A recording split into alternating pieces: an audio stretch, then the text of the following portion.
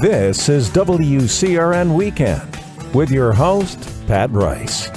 Welcome to another incredible episode of WCRN Weekends with the one and only Pat Rice on AM 830. And you could say that today's episode is the after party for St. Patrick's Day weekend. It's still going a week later. I know, maybe we have a problem, but I don't think so. We just love beer. We love the craft of it. We love the marketing of it. We love the different flavors. I think we just love everything about it. And that's why on today's episode, we are going to talk with the president of Wachusett Brewing Company. If you haven't heard of them, are you from Massachusetts? Well, if you're not, let me fill you in. Or even if you are, I feel bad for you. You should get to know what Wachusett Brewing Company is and what they do. They create some of the best craft beers, and they're local too. And believe it or not, they are in the top 50 best brewing companies within the country. Let's get to the phone lines. Right now on the line, we have the president of Wachusett Brewing Company, Christian McMahon. How are you doing today? I'm doing great, Pat. How are you? I'm doing very well. You guys have started a brand, a local Wachusett Brewery brand that has pretty much gone across New England and becoming well known. I first discovered you guys with the blueberry ales, which I gotta say are my favorite. Could you give us a little details on how you guys started and began? Sure, yeah. Thanks for having us on. It actually really started three college buddies from WPI in Worcester. Kind of post-graduation, we're traveling around, a lot of time up in northern New England, and started getting into the early craft beer scene and basically said, we can do this. And they were all engineers, and they just figured out how to put together a brewery, make beer, and the rest, as you say, is history. And 24 years later, actually it was just announced yesterday, we're now one of the top 50 largest craft breweries in the country. Pretty crazy, right here out of Westminster, Massachusetts. Oh, wow. Can people over on the West Coast purchase Wachusett brews as well? No, that's the crazy thing. We're only really available right now in New England and parts of upstate New York. So all the volume that has made us one of the top 50 craft breweries is really from our local community, which is awesome to us. So we love it, and we've certainly tried to always do things that align us with the local Massachusetts beer community, whether it was, Green Monster, which was our first sports-themed IPA, and then we came up with beers like Belichick Pills. Yeah. We're just launching a beer now called Mass Soul. So don't want to say this on the radio, but if you say it fast, it might take you to a different place.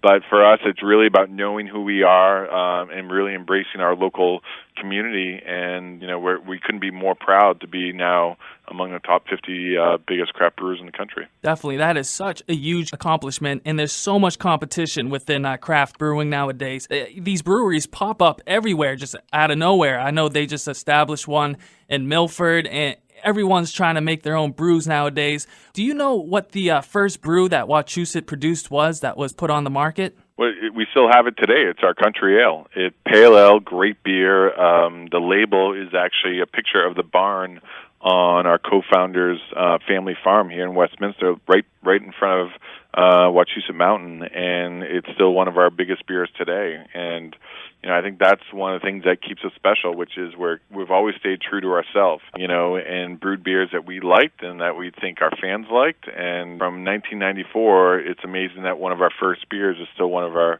biggest beers. That's truly incredible. I was going to say, what do you think is the most popular beer? The country pale ale? I see the blueberry ale everywhere I go. I mean, every liquor store I go into, there's blueberry ale is like a guarantee to be on the shelf. Yeah, the blueberry's amazing. I think it's a point of difference for us because we're the number one selling fruit beer in New England with blueberry. So it's pretty much definitely one we're known for. Our number two beer now is a beer we launched just last year, which is called Wally. It's our New England IPA, and that category has become extremely important to the craft beer community, especially in Massachusetts and New England over the last couple of years. And for us to make one that is so well received and so highly rated and is already now the number two beer we make, and it's a really hard style to produce, you just have to really stay ahead of it with consumers' the trends change. Consumers are always looking for something new and interesting, and we balance of really staying true to ourselves with also making sure we brew beers that people are, finally discovering and wanting to be a part of. The last few months, we opened a local tap room in the brewery called the Brew Yard, and as of today, we have 24 beers on draft. Wow. For people to try. So they're, again, they know us for the Blueberry and Green Monster and Bella, but now they can come up and things have like Latte Daw, which is a project we did with Red Barn Coffee Roasters out of Upton, where we found a local coffee maker, bean producer in Honduras, and we imported those coffee beans up to Upton where they roasted them just for us, and we've infused it into our milk stout. Or, we just launched a beer 2 weeks ago called the Fergal Project, where for 20 years, Fergal Murray was the brewmaster of Guinness over in Ireland, and he recently retired, and he picked Wachusett to be the first craft beer product in the U.S. he ever worked with. So he came over with our team and brewed his first ever U.S. craft beer, and we named it after him, called the Fergal Project. I'm definitely going to have to try that one. There's actually a lot of brews I have to try. But looking at some of the beers that you guys got, I know you have the Mass Soul 70s launch party coming later this month on the 23rd. Could you tell us a little bit about the Mass Soul beer, about the flavor, how you guys produce it? And it has like a hip cover to it. It has like an old school 70s, maybe disco break dancer kind of guy on it. Yeah, well, it's a fun beer, and it's an amazing liquid. So when we looked at our IPAs, and IPAs continue to grow and be a big part of the overall craft beer scene, nationally now IPAs represent 30% of all craft beers. So you really can't just have one or two, because people then sub-segment within IPAs what they really like. And the one missing in our portfolio was really a nice, what you call a tropical style IPA, hints of pineapple, mango, papaya. So we got some pretty rare hops to create exactly that, a tropical fruit-forward IPA. And we named it Mass Soul, and we did two things. Obviously, it was a pun on words with the whole Mass Soul phenomena that we all know. Yeah. And then two, we actually took the soul part, and we kind of went back to like Soul Train. And so we created that background graphic that you see, and we created, those swirls and those colors that just take you back to the 70s that we thought were super cool. And then over that, we imposed our guy. We probably watched a little too much Good Will Hunting, and maybe Casey Affleck's a character on Saturday Night Live, and we created our Mass Soul hero. And so you have kind of this tribute and nod to the 70s with kind of the phenomena of everyone local here in Massachusetts knowing and having some type of experience with probably a Mass Soul at some point in their time. And we just thought it was a fun idea, but most importantly, the beer is incredible. It looks delicious. I can't wait to try it. So when is it officially released out to the market? On March 23rd, or is that just the release party? No, that is the release day. So we have the party and the day it ships to market all on the same day. So we're turning brewery into Studio 54 with dance floor and disco ball and trying to bring back kind of real fun. I think some people already said they're showing up in roller skates. And again, we don't take ourselves too seriously. We're not out there just sniffing hops and chewing malt, and we like to have fun. And beer is fun, and we want to make great beer, and we want to have fun while we do it. And I think maybe that's for us, that's kind of our personality. And so when we do stuff like Mass Soul or some of the other things, private events where we're going to get inflatable sumo wrestling or axe throwing and mechanical bull weekend, and wow. We just like the idea of making great beer but also having fun while we do it. We have to take a quick break and refill our glass. We'll be right back with WCRN Weekends with Pat Rice on AM 830.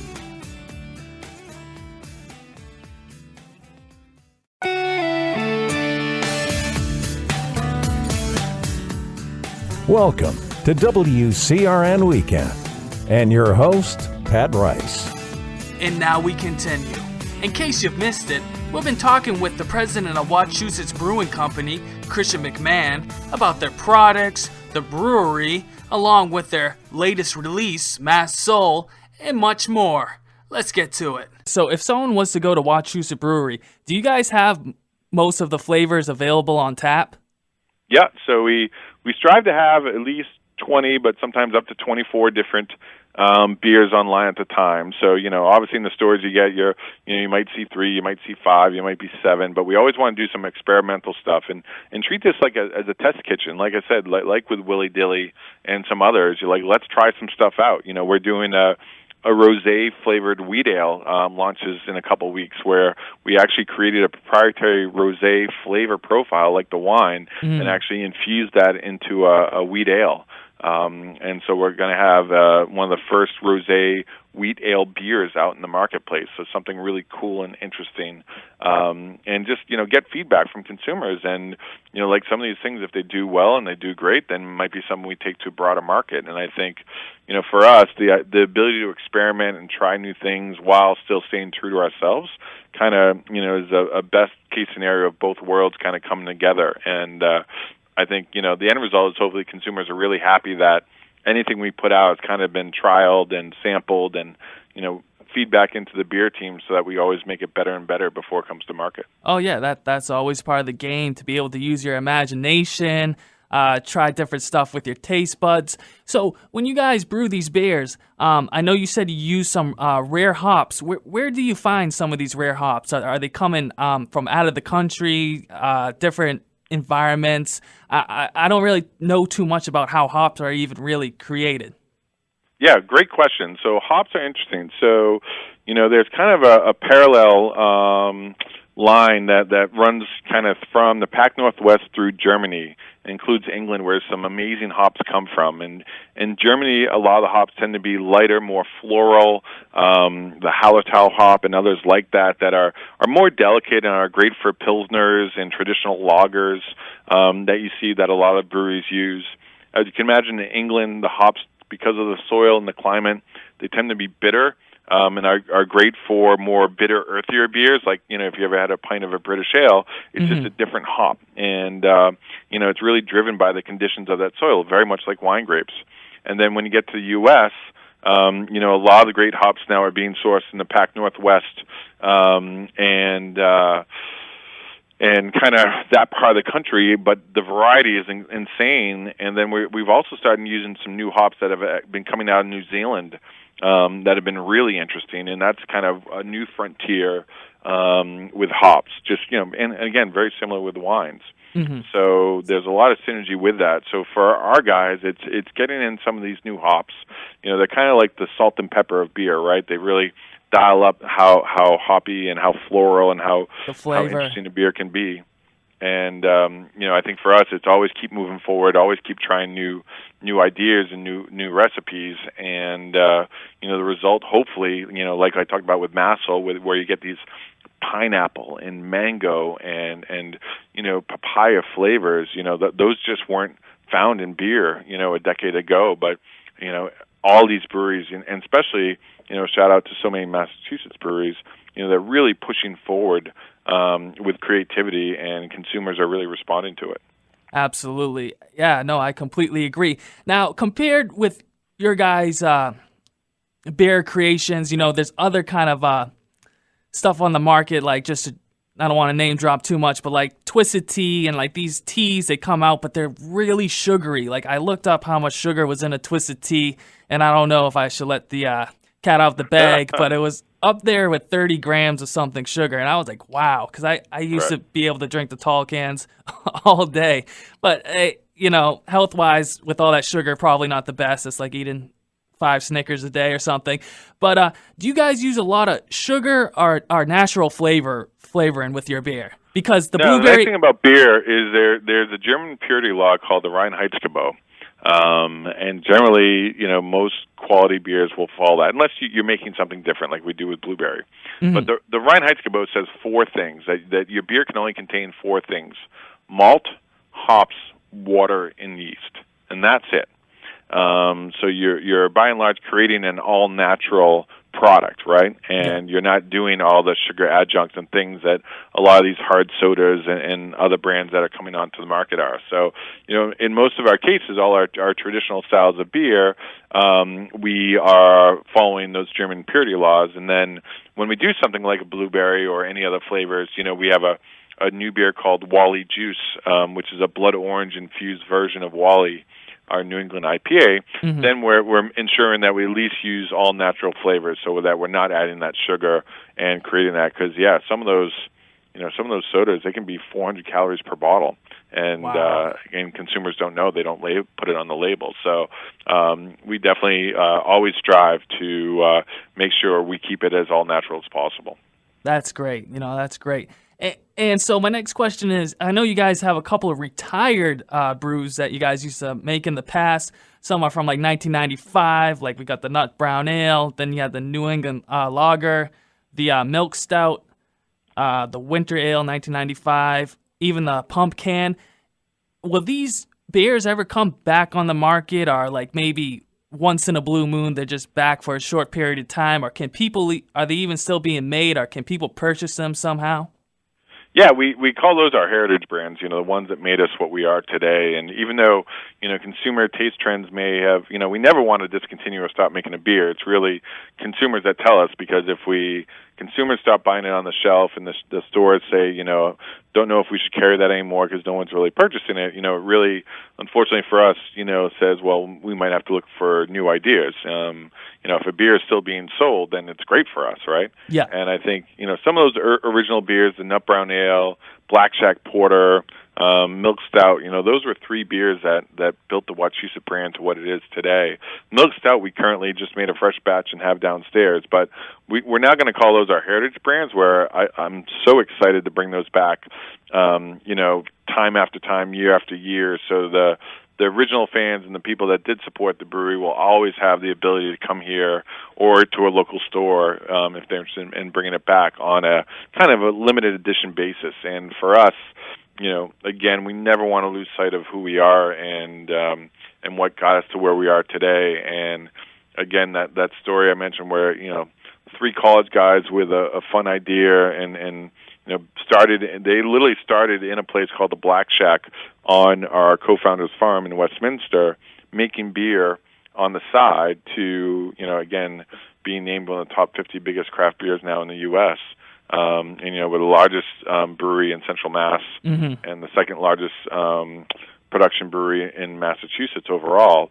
It's such an honor for us, and we just never want to lose our soul and certainly or not support the people who got us where we are. Definitely, absolutely. I'm sorry. We need to take a quick break. I think my beer's empty. I need to grab another blueberry ale. So let's take a quick break. We'll be right back with WCRN Weekends with Pat Rice on AM 830.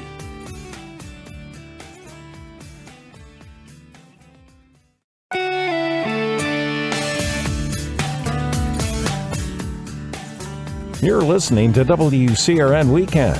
Once again, here's your host, Pat Rice. We are back, and in case you've missed it, we've been talking with the president of Wachusett Brewing Company, Christian McMahon, about their products, the brewery, what they have in store, and much more. Let's continue. What's the next step for Wachusett Brewery for 2018, 2019, 2020? Man, these are great questions. Let's say, for us, I think you got to listen. You got to have a point of view and got to, know what you want to do while listening at the same time. And I think ultimately it's our fans and craft beer consumers are going to dictate, what we do. We love beer. We love making all kinds of beer. We would love to make the beers we're currently making now, which we have a lot of heart and soul for. But we also want to keep our eye on the future. And if we hear that our fans want us to do some interesting things, then again, we have the ability and the team to do it. And like I said, the growth of Wally as our leading New England IPA, and what's that's done for us, along with Blueberry, and then our sports themed beers. We have a great brewing beer now, a pale ale made with dry hop 5 days with mosaic hops, with one of our brewers kind of flying through the air, a la Bobby Orr. And then we have a Celtics beer called Belgian White Mamba. Oh. So, kind of a fun play on words there. We're always going to stay true to ourselves, but also make sure that we stay interesting. And I think if we can keep those things going together, we're going to have a lot of fun. And again, we're really enjoying what's going on right now, and hopefully there's much more to come. Definitely. Hey, it was a pleasure talking to you today, Christian. I'm a big fan of Wachusett Brewery. It's crazy. I actually haven't been there yet. I've been trying to make a trip there. My dad's been there before I have been because he loves the White Mountains and hiking on Wachusett, it's a great location. It's right by the mountain, so you guys must get a lot of people that come from the mountain down to the brewery. Yeah, the mountain does a great job with their own thing, and we love the family that runs it, and we're very supportive of them. It's one of our best accounts. People go there and have a lot of our beers there. Mass Hole is already currently on draft there and doing amazing. So, for us, it's a great area. I mean, if you haven't been up to Westminster, it's beautiful. There's now a train line from North Station that runs directly to. There's a Wachusett stop, just about a mile from the brewery, so people can come from Boston, and they've thrown their bikes on the train and just bike on over here, which is incredible. And it's a beautiful part of the area, North Central Mass and the community here. So you have the mountain to climb, you have lakes and rivers to fish, great hiking, and it's just a great beers. Great part of it's all right here, and now in a brewery, right? Yeah. It's pretty much got everything you need. It's got nature and it's got beer. So could be a resort. Yeah, and we serve food now here. We have a great menu, with everything you'd want, from sliders to tacos to fried pickles to, we're really trying to create a destination for people to come visit us and really enjoy the area. Definitely. That sounds like a wonderful time, a great time. I just want to pitch out again on Friday, March 23rd from 6 p.m. to 12 a.m. You guys have the Mass Soul 70s launch party, and it seems like it's going to be a dance party. People are going to be able to dress, and whoever is best dressed and are the best dancers will win prizes.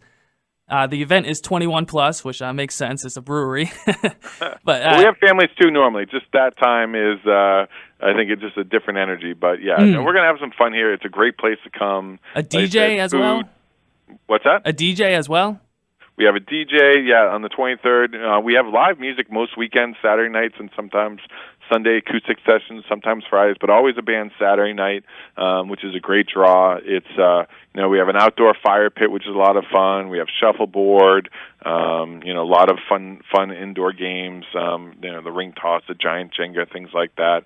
In the summertime, the garage doors open up, and it's a great indoor-outdoor space.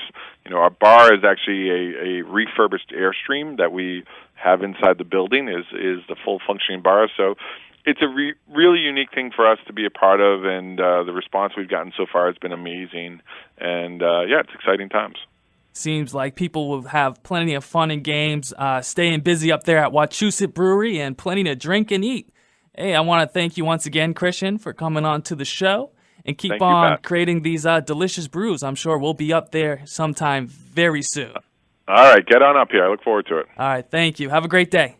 All right, thanks, Pat. We just got off the phone with the president of Wachusett Brewing Company, a great guy. They have a ton of wonderful things in store for us. So if you're a beer lover, stay tuned. You definitely want to have a taste of this delicious craft brew, Mass Soul. But if you're just not a lover of beer, but a lover of the outdoors, listen to this. If you're not too familiar with Mount Wachusett, let me tell you where it's located. It's located out in Princeton and Westminster. It's north of Boston in the Worcester County, considered Central Mass. And did you know that the name Wachusett originated from a Native American term, near the mountain, or mountain place, and it's actually going way back, home to the Nipmuc tribe. And if you listen to our station on a daily basis, you've definitely heard those Wachusett commercials. Because the Wachusett Mountain is home of the famous Wachusett Mountain Ski Area, and it has made the mountain extremely popular for the winter times.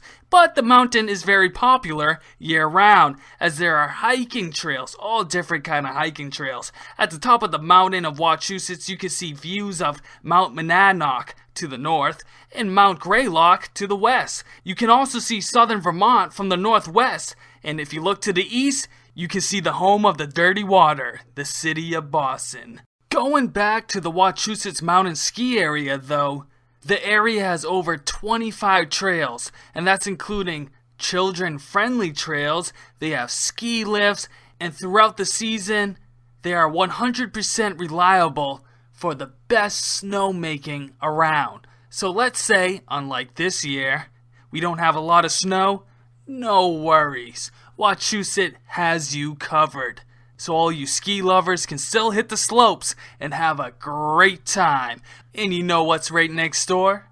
Wachusett's Brewery. So after a nice day of skiing or morning, afternoon of skiing, and you feel like a little hungry, a little thirsty, stop on down to the Wachusett Brewery, have some fried pickles, some blueberry ales, try the Mass Soul Brew, and there you have yourself a day and a night. And at night, maybe go back for some more skiing because Wachusett's Mountain Ski Area also has night skiing available. It's beautiful. I mean, a lot of people diss winter. Oh, it's too cold. I hate driving in the snow. But when you're out in nature, out in the wilderness, you see the trees crystallize from the previous snowfall. And you're just out in nature, fresh air. And if you got sun and blue skies, it's beautiful. Mount Wachusett is the next mountain that could be compared to Wachusett's within size at 1,832 feet, but Wachusett still is the winner and stands at 2,006 feet. So put your hiking shoes on for that. Wachusett's Mountain, a beautiful place that's close by, home of the Wachusett Mountain Ski Area, the Wachusett Brewery, home of plenty of hiking trails, and also the original home of the Nipmuc tribe, in which the Nipmuc tribe has some mixed feelings about what the mountain is used for, as the Nipmuc tribe believes that the mountain should be used for a Nipmuc cultural center. Well, in my opinion, how about you guys put a casino up there? I mean, look at the Mohegan tribe, the Mashapog tribe. Nipmuc tribe get involved with the casino business? Hey, I'm not giving any ideas. And I'm joking as well, because Wachusett is too beautiful to have some establishment like a casino placed in the middle of it. Until next time, stop on by to the Wachusett Brewery and try yourself some Mass Soul. You've been listening to another episode of WCRN Weekends with Pat Rice on AM 830. This has been WCRN Weekend and your host, Pat Rice.